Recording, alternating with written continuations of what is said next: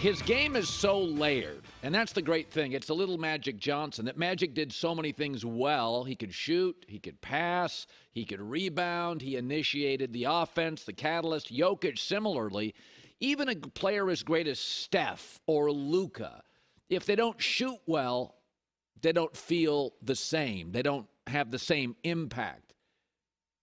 Jokic does so many things well. What's his bad game? When's the last time he had one? And what's interesting, I find interesting and really cool about the NBA right now, that Giannis, Jokic, and Luka are the three best players in the league, and they're all foreign-born. And here comes Victor Wembanyama. Foreign-born players, in my opinion, are more mature. Jokic, Luka were playing against men when they were 15, 16 years old. They're not on IG waving around guns.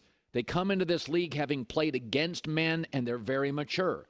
They're also very focused on basketball. They're not consumed with their brand or a shoe deal. It is all about hoops. They're also, and let's be honest about this, we're all a little bit like this. I just went abroad. When I go abroad, I feel like a visitor. I'm more gracious. I'm more polite. I'm in somebody else's house or land. The players come over from overseas. They come here, and they're loyal to Milwaukee. They're loyal to Denver. Victor Wembanyama, when he got drafted, said, I can't wait to get to San Antonio. They're going to get a great team player. There's gratitude. There's skill. There's maturity. I love Jokic. You don't see foreign-born players, at least recently, that I can recall, have a trade request or get pouty if they're criticized by the media. They're not on IG. I don't even think Jokic is even on IG. He's not even on it. He doesn't care about it. And I think it's refreshing. That doesn't mean we don't have great players here, but we're also very patient with our foreign-born players often because they didn't play at Kansas. They didn't play at Duke or Carolina or UCLA, Gonzaga, Arizona, so we didn't watch them in March Madness. We don't have high expectations. So we let them quietly enter the league and slowly and deliberately work into stardom. It's really a nice path, a really nice path. And I think Jokic is a great example of it, is that he comes in mature and focused, very much about basketball. He'll never leave Denver. Given the opportunity, he's not leaving Denver. Giannis doesn't want to leave Milwaukee. And it's refreshing. That's not to say I don't love big personalities. I love Shaq and Kobe. I love Magic Johnson. But this is cool, too. That if you look at what is happening to basketball, and frankly, outside of the NFL, all of our sports, it's all becoming very, very global. And because these players, they're not in the March Madness buzzsaw. They come in second round, 10th pick, 12th pick. We don't have huge expectations. Now, Wembanyama is going to have some big expectations. But I love Jokic. I love everything about him. 30, 20, and 10. And his response to his historic performance was perfect.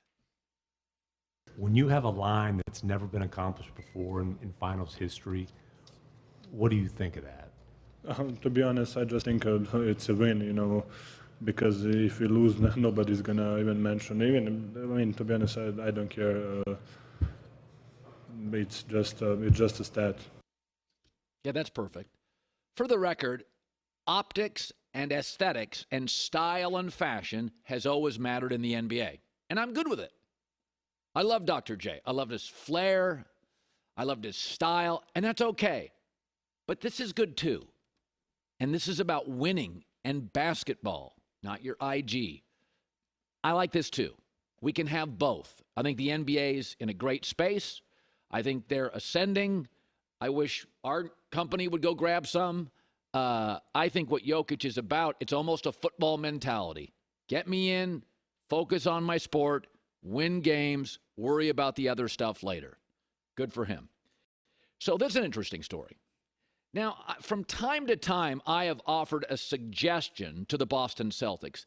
I would term these as brilliant trade scenarios. That's how I view them. The blogosphere probably disagrees. But here's a story. So the Phoenix Suns like Chris Paul. They don't want to pay him. So according to multiple sources, now Woj says it's close but not done yet. Phoenix may move off Chris Paul. And I understand. I wouldn't want to pay him big money either. So immediately you hear the ridiculous Chris Paul to the Lakers stories. Oh, stop. Like they need another old, broken down, expensive guy. He's a terrible fit for the Lakers. Also, Austin Reeves can run their offense. LeBron can run their offense. They need three-point shooters. Chris Paul's a mid-range guy, an old guy, an expensive guy, a broken down guy. He's the worst fit for the Lakers. Stop. But there is a really, really good team that makes a lot of sense, and let me throw it out to you. The Boston Celtics. Send Marcus Smart to Phoenix, Chris Paul to Boston, and here's why. Marcus Smart is exactly what Phoenix needs. Because of Kevin Durant's history of breaking down, they need a guy that's younger, plays 65, 70 games along with Booker and DeAndre Ayton. So when KD gets hurt, they've got their other three stars, Ayton, Smart, and Booker. He's also tough. He's physical. I think Phoenix could use some of that. Booker's an okay guard, not great defensively. Smart is great. Coachable. Frank Vogel, new coach, loves guys like Marcus Smart. Loves him. Physical. Not going to be a ball hog. Also, I think Phoenix needs a true point guard. They have one in Chris Paul, but he's not available. So when he's not available and KD's not available due to age and brittleness, it's a wreck. So he obviously fits. Now you say, well, why would Boston want Chris Paul? Hear me out. Who are the Celtics' two stars? Young in their prime. Jason Tatum, Jaylen Brown. They play 70 games. They play a lot of minutes. It's okay if Chris Paul plays 55 games. It's okay if he plays 30 minutes, not 40. Because they've got that covered. And this team in Boston doesn't play with a lot of intention offensively. They don't have a true quarterback. Marcus Smart's a defensive guard first. Jaylen Brown's a wing. Malcolm Brogdon's a combo. Tatum's a wing. They just freewheel it. They freelance it. They have trouble getting into their offense. Here's another stat that's clear and inarguable, is that Marcus Smart leads the Celtics in assists in the regular season, but he doesn't in the postseason. They don't trust him. Jason Tatum does. You want your wing facilitating your offense? That's like what the Clippers have had for 3 years. It doesn't work.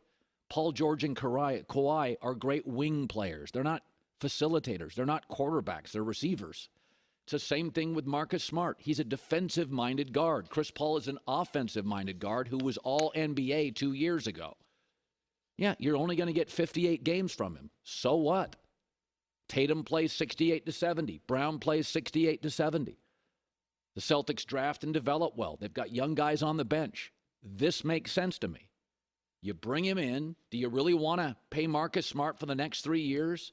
The Boston thing, folks, they didn't get to the finals. They've been to the finals once. It didn't work. You can just stay and keep doing the same stuff. What Phoenix needs is somebody that is there every night. And with Chris Paul and Kevin Durant both getting older and susceptible to injuries, it often leaves Devin Booker to score 45 or they lose. Smart, KD, Booker, and an improved DeAndre Ayton with Frank Vogel, who loves bigs. That's a championship team. That is a championship potential team. Meanwhile, Boston, they don't have a facilitator. They don't. And Chris Paul is. He's offensive-minded. Well, he's not much for defense. Tatum and Brown are. Robert Williams near the basket is. They got enough defense. They don't need to double down on defense. They need to double down and find a quarterback and a facilitator and somebody to get them into their offense. So the Lakers thing is nonsense. Chris Paul to the Lakers is nonsense. He's older. He's broken down. He's expensive. Anthony Davis misses games. LeBron misses games. You want your third best player playing 55 games? But Boston doesn't have that issue. Boston's two stars play every night and play big minutes every night. That makes sense. If I was Phoenix, I'd do a deal tomorrow to get Marcus Smart. And if I was Boston, I would do the same deal. Remember, Marcus Smart's never going to be all NBA. You got two of those guys, right? You got a Jaylen Brown, you got Jason Tatum. And 2 years ago, you had Chris Paul. This year that was so terrible, he was 15-9. He's still, from the mid-range, a lethal offensive weapon in big spots in the NBA. So there you go. Call it crazy. Boston, you can just sit there and be patient. All right.